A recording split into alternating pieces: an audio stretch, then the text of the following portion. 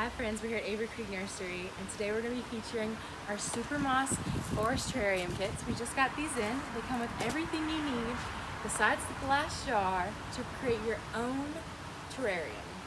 So we have our terrarium kits, many varieties for sale and also individual pieces. But we're going to be using the kit today to show you how that works. We have our glass see-through jar here. This is what we're going to be using to fill with our media as well as our plants. So to start, you want to take a clean jar, and I'd pre-clean this one. You would like to add some rocks down to the bottom. This provides good drainage for your plants. You just want a solid, even layer of little rocks available. That way it can add a nice drainage and your roots don't get too moist, which can cause root rot for your plants. So we've got the rocks in, and you just want to make sure it's filled and there's a solid, even layer.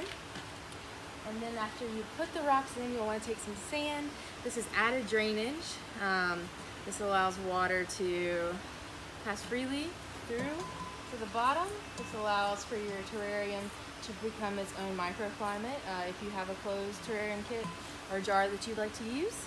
And when you're making your own microclimate, you want to make sure that you have lots of layers for drainage and keep it disease and moist free as best to your ability.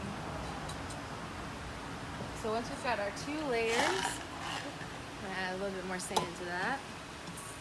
We've got our 2 layers. This will provide ample drainage.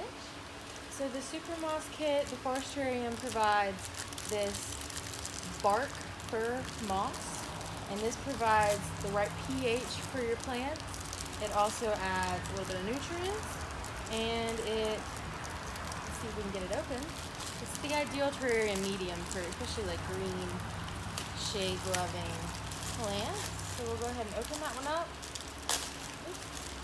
to create our first layer of our terrarium. Now some people do add charcoal. You're more than welcome to. People like that. It adds an extra layer, adds some ingredients the plants seem to like a lot, as well as some very good drainage. We're not going to do that part today. I don't feel like it's necessary when you have the fir moss kit.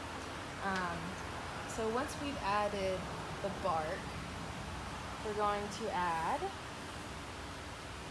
we're going to design our plants in a way that makes it easy and it's very pretty to look at. So I've got a few options here. Kind of pre-pick these based on the textures and height to add some more dimension to my terrarium, as well as you want to think about how they're going to grow and what goes good together, types of light they need, as well as soil requirements and feeding schedules. So one's a little too big. It's okay, we planned for this. Gonna add a little small guy. I've got a maidenhair fern, a nice tropical plant here. Maidenhair ferns are very picky about water, same with tropical plants, so I picked some that have a tendency to need the same water requirements, and I recommend you do the same, as well as thinking about your light requirements. So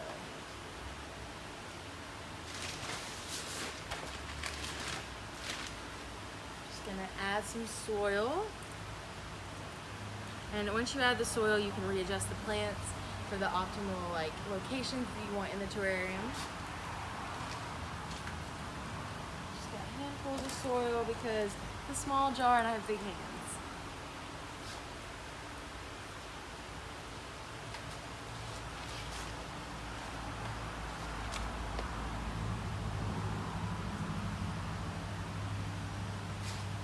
Alright, so you want to do a little bit thicker layer of soil than you did the rest of the media because this provides the nutrients for your plants to grow, as well as you're still going to have some stuff to stack on top, including the artificial mosses they provide, or the dried mosses, that they provide.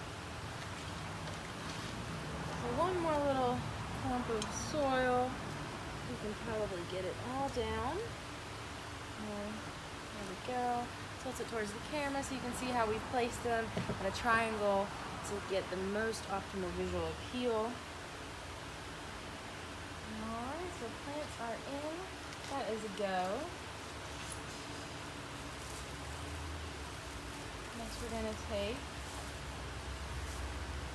some of our sheet moss, and the sheet moss is just sections of sheet moss. You place this around the plant, so you want to tear it to fit the plants accurately. This is however you want. It's a DIY design, so whatever makes you happy is what you should do.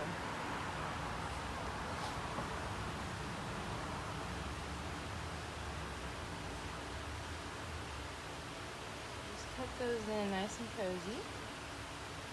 And I just want to keep adding sections until it's covered. So adding the forest floor to our forest terrarium kit.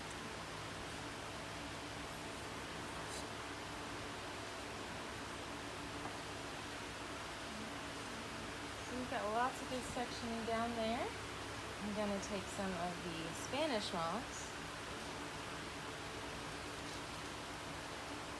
I think we can add one more plant. Let's do that.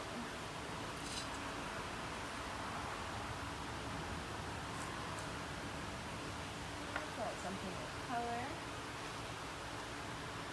as our focal point in the center.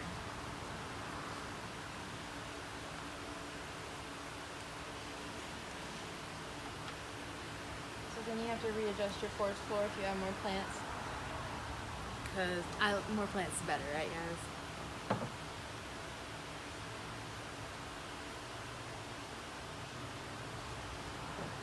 Alright, so my forest floor is filled in. I have 4 plants, miniature plants inside, all available here at Avery Creek Nursery. I've added 2 with color and 2 ferns. Maiden hair ferns are very popular to use.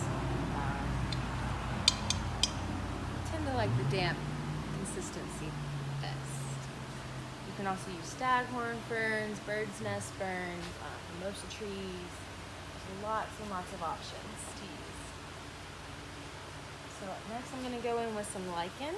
This is basically the little green stuff you find on tree bark. It actually adds as more of a decorative piece than anything. Lichen is actually pretty good for plants usually, and let's see. You just want to add bits and pieces, like I said, wherever you feel is necessary. Do what makes you happy. And next I'm just going to top it off with some more super moss. This is very vibrant and green. The color stays well. And it just adds more dimensions to your terrarium.